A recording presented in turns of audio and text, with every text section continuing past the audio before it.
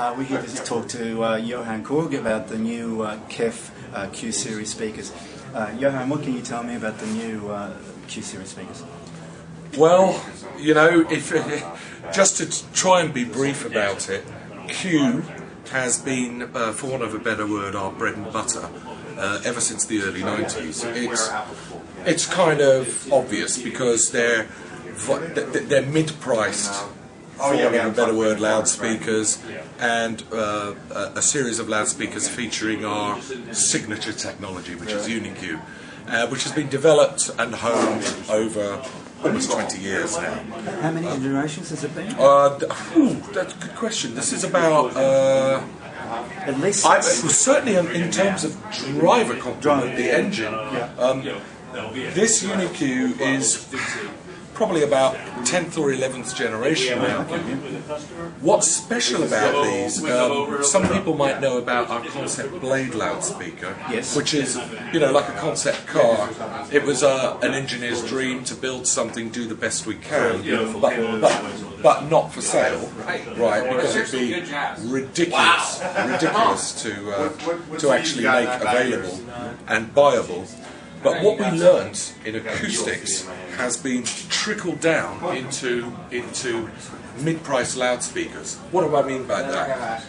The tweeter on the new Q-Series is an actual direct derivative of what we learned and produced for the concept blade. So it's nuts. It's super high-end technology we've trickled down into medium-priced box. The result is a leap in audible acoustic performance. Now, obviously, as KEF, we're going to say, hey, you know, these things are the best we've ever done. You've got to let your ears do the talking. There's no right and wrong in sound. But we're very, very proud of these. It's all new from the ground up. Sure. Now, I noticed the ripples on the surround. Is that anti-resonance? No, it's a new way of doing a surround. God, how do I explain this really succinctly? Of course, with a coincident design like UniQ, what is critical is the energy from the tweeter is determined by the horn flare, if you like, of the bass midcone. But for a bass midcone to move, you have to have a surround. Now, sometimes on a standard surround, energy from the tweeter you get a little bit of bounce back, which manifests itself as distortion. This is a new way of making a surround, which we're calling Z-Flex, or in American Z-Flex. What do you Australians say? Z, good for you. Z-Flex, and it still allows the cone to really travel to produce bass, but if you look on side on, although it really travels, it's almost never beyond the plane of the baffle. The plane of the baffle. Very, very cool. It's patent pending, this, and it's a completely new way of making a driver. Now, I think you call it the Tangerine waveguide. Yeah, waveguide. Well, that's a simple thing. It's two functionalities. One is the obvious, certainly for retailers, you know, people, you know, it's like magpies pushing the tweeter. So it's a tweeter protector, but it's a functional tweeter protector because the way that's constructed actually enhances one, efficiency, and two, dispersion. So it actually further optimizes that great dispersion, which is our philosophy of what you look for. What does that mean in a real room? It means wide dispersion means you can place the speakers, they're less critical, there's less of a sweet spot. Sure. Okay.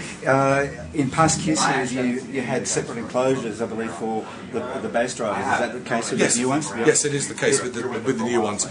If we look at this is the Big Daddy, the 900. Right. It's two separate enclosures. So what we have is the massive 8-inch UniQ with a 1.5-inch tweeter, running full range, augmented by an ABR. It's then shelved off here in the separate enclosure for the bass, with driven bass and an ABR.